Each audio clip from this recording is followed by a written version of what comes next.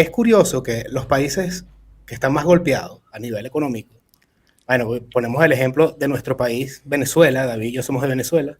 En Venezuela, y la gente entiende mucho más del Bitcoin. Lo mismo estamos viendo con Irán. Creo que David lo comentó en su video de ayer también, que ahora están aceptando todas las importaciones en criptodivisas. Entonces, bueno, de verdad que es curioso que hay que, porque hay que, es curioso y a la vez un poco triste que haya que tocar fondo para poder darte cuenta de que hay una tecnología que puede salvarte, ¿no? Y bueno, hay muchísimas vertientes en esa parte que ya vamos ahí tocando, que es la póliza de seguro, como lo veo yo a veces, ¿no? Porque es una red de último recurso en la que siempre puedes transaccionar, siempre y cuando tú tengas el poder de tu llave privada. Y esa es una de las propiedades que tiene Bitcoin que lo hacen muy interesante. Pero aquí hay una pregunta difícil que, de hecho, yo estuve un tiempo en conflicto con esta pregunta. Y es como que hay gente que dice, no, Bitcoin no es finito porque tú puedes crear muchas altcoins. Y entonces, como hay una expansión en el suministro de monedas o de criptomonedas, no podemos decir que Bitcoin es algo finito. Y ese es un argumento que en su momento, oye, interesante, ¿no? ¿Cómo rebatirías tú ese argumento? Sí, está buena. Pero sí, cuando la frase sería así, me costó como 8 años entender esa frase y armarla. Bitcoin es la primera escasez digital descentralizada de la humanidad. Es el primer dinero duro que puedes enviar de A a B sin que nadie entre en el medio. O sea, es resistente a la censura, como mencionamos, pero además es el primer asset que es inconfiscable. Pero funciona la frase muy bien porque se dice que la escasez perfecta y absoluta solo se puede generar o crear o solo se puede llegar a ella digitalmente. Es distinto a la escasez del oro. Claro. Y a la escasez absoluta digital solo se puede llegar una vez. Pero hay que agregar a la frase, solo aquellos que están conscientes de esto dentro del sistema, bien conociendo y entendiendo Bitcoin, se dan cuenta. La palabra consciente es importante aquí, porque luego vienen otras monedas que se mal llaman, y en español se pone peor, ahorita lo explico, que en inglés es un poquito más fácil explicarlo. Luego viene alguien y dice que está en desacuerdo y te generan unos ciertos términos y condiciones para crear un fork. Entonces dicen, los términos y condiciones no están escritos en ningún lado, pero se estima que es una comunidad que está en desacuerdo con ciertos patrones, tal vez en el consenso, y que deciden copiar y pegar la moneda, es decir, es como un altcoin, pero se llevan también todo el estado de los UTXO, es decir, si tenías monedas en un lado, pues te llevas incluso ese estado a otro. Entonces es como un altcoin, pero con un airdrop amigable. Está bien, entonces tenemos forks. Yo era de los que decía que tal vez los forks no existían. Entonces aquí en la casa, mi papá es ingeniero de sistema, decía, pues es que las cosas hay que llamarlas por su nombre. Y esas palabras, fork, GitHub, el código, son un poquito difíciles si no te doy mucho contexto y están viendo esto por primera vez y dicen, no sé de qué habló de GitHub. Pero bueno, el código de Bitcoin está en algún lugar que lo puedes ver y todo el mundo tiene los ojos encima. Es como un código abierto, es decir, todo el mundo lo puede ver. Y código no es otra cosa que palabras, hasta ese punto a veces he tenido que explicar en el Meetup. Entonces, son dos cosas. Si tú dices que los forks existían desde mi papá, me dice, en los 70 se le llamaba fork a copiar el código de una cosa a otra. Entonces hoy en día copiamos. Y sería bueno saber que es sencillamente un software fork out. Lo que estás haciendo es agarrar el software, forkearlo, es la palabra correcta, aunque a mí no me guste, out. Lo que estás haciendo es yéndote del código.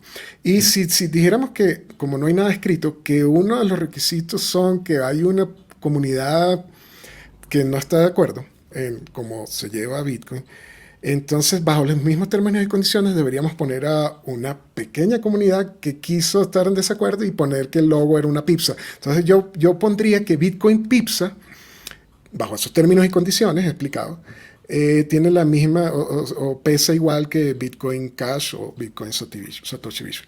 Bajo esos términos es lo que yo trato de explicarle diciendo, abre los ojos porque me estás diciendo que cualquier cosa es un fork o cualquier cosa es dinero o cualquier cosa es no estás dentro del sistema, entendiendo que una vez que tú si pudieras, que no puedes, replicar la primera escasez digital de la humanidad, ya tendrías un conflicto en los propios conceptos. Tendrías la escasez de la escasez de la escasez y otras monedas más. Entonces no son escasez. Bitcoin Pizza tiene los mismos fundamentales de una comunidad. Nadie dijo que era más grande que la que llevaba, no sé, en su momento Roger Ver, que yo conocía a los chicos de Bitcoin Pizza y me parecieron muy plausible decir que, oye, los felicito. Entonces, si yo les doy el beneficio de decir los felicito, igual, entonces los pongo en los mismos niveles, bajo esos términos y condiciones que Bitcoin Cash. Entonces así empezaba yo como a desmitificar si existían otras, en ese lado los forks. En el lado de las altcoins siempre me dicen, bueno, está bien, pero tal vez de la segunda para abajo, Ethereum no sea un fork, sino un altcoin, y puede generar cierto valor, y entonces ya no es la primera escasez, sino a veces me dicen unos amigos, viene el flippening, entonces yo le digo, mira, todo puede pasar porque después de ver que un perrito llegó a tercero, yo quería que un perrito en el market cap llegara como a primero, para decirle a la gente, bueno, ahí tienes que tanta atención y seriedad debes prestarle a ese indicador, entre comillas, market cap. Entonces yo quería, no, que el perrito llegue como a segundo al menos, para que ahí veas, que te des cuenta tú solo de que otras altcoins existen, y no es una escasez. El perrito se produce como por 500,000 Dogecoin por segundo o algo así. Entonces, si además le decía a ciertos amigos, ustedes están aplaudiendo algún día aplaudimos que hubo un flippening. Flippening significa, para que no sepa, entonces vale más Ethereum que Bitcoin, por ejemplo, en el market cap. Entonces no deberían celebrarlo porque en ese momento, pues yo saldré diciendo, pues obviamente, si no estoy ciego, obviamente ganó, y obviamente yo estaba equivocado, y lo que más valora el ser humano, que son cientos de años de economía. Yo no estoy en contra del tren de la historia, yo no debería perderlo, pero como todo puede pasar, en ese momento yo diré, bueno, estaba equivocado, pero no deberían celebrarlo, porque eso significa que el mercado, que no se equivoca, o sea, no soy yo, es el mercado que está erróneo, no, mentira, el mercado tomó como más valor a algo que no era la primera escasez digital descentralizada de la humanidad. Entonces yo estaba equivocado, y no es una disrupción monetaria, sino una disrupción tecnológica. Pero dicho esto, si Ethereum se montara de primero, dentro de 7 años tiene Ethereum,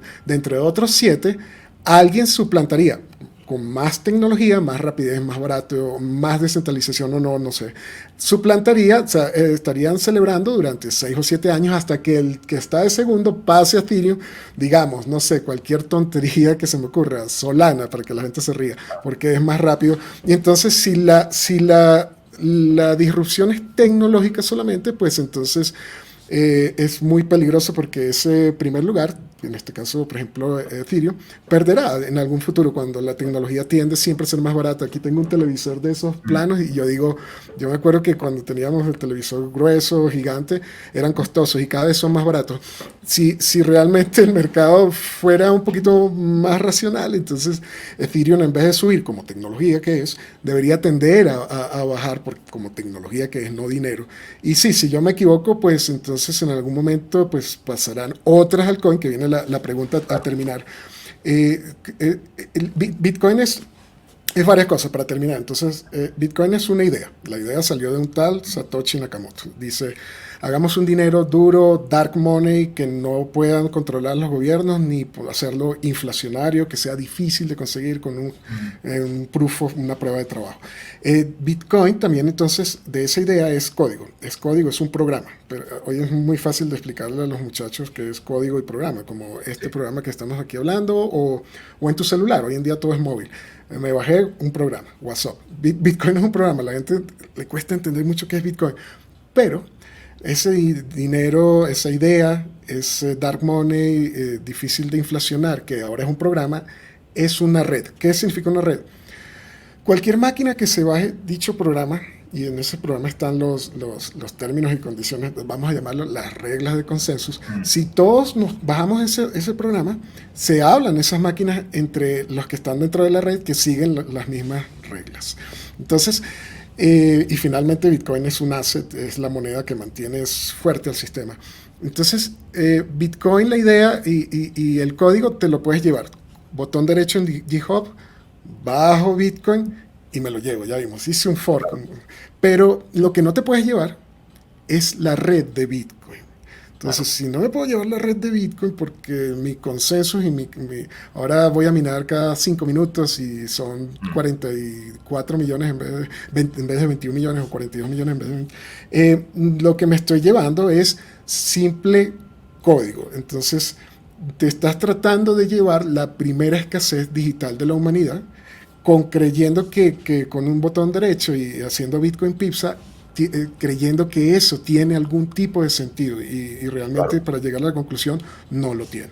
Sí, de hecho, yo diría que eso que tú mencionaste del flippening es interesante porque así es como han querido poner a Bitcoin en la misma bolsa de las alts y están diciendo que es como que una acción tecnológica, un derivado de acción tecnológica. Ethereum sí tiene más parecido con una empresa que cotiza en Nasdaq que Bitcoin, porque tiene alguien que, vamos a decir que Vitalik, que es el CEO, es decir, tiene un equipo que son conocidos y que están desarrollando y además no es un producto terminado. Bitcoin sí, en mi opinión, Bitcoin se le pueden hacer mejoras, pero ya la idea de lo que tú mencionas, de la escasez digital y todo este tema, ya está establecido allí. En cambio, las alts están buscando como un problema que resolver. Entonces, sería lógico, bajo tu razonamiento, y no muy buena idea holdear Ethereum por largo tiempo, porque podría llegar un sustituto mejor con las mejores cualidades, bla, bla, bla, bla, y es como ha pasado en el Nasdaq, que han pasado cientos de compañías que ya no existen y que fracasaron. Y esa es la gran diferencia con Bitcoin. De hecho, si en la ley de Estados Unidos llegaran a ponerlo como un commodity digital, sería el único commodity digital en el universo que se puede conseguir aquí. O sea, no habría otro lugar, como mencionamos en el oro. El oro está por todas partes, los metales preciosos en general es un producto que es abundante en todas partes, excepto BTC. Incluso creo que deberían de poner hasta BTC en la tabla periódica, si lo llegan a nombrar un commodity digital. Pienso yo que sería lo justo y sería el commodity más escaso de todo el universo y que solo se encuentra en la Tierra. Y solo lo puedes obtener si alguien te lo quiere dar o le robas la llave privada a alguien o te pones a minar. O sea, es que no. Entonces esas cualidades, pienso yo, como no se pueden replicar, no podemos meter a Bitcoin en la misma cesta que las altcoins. O sea, yo creo que ya eso, entonces ya eso mataría el argumento, junto a lo que tú dijiste, de que la inflación en alts o forks, como bien lo dijiste, no afectan el descubrimiento de la escasez digital. O sea, eso sería así de sencillo.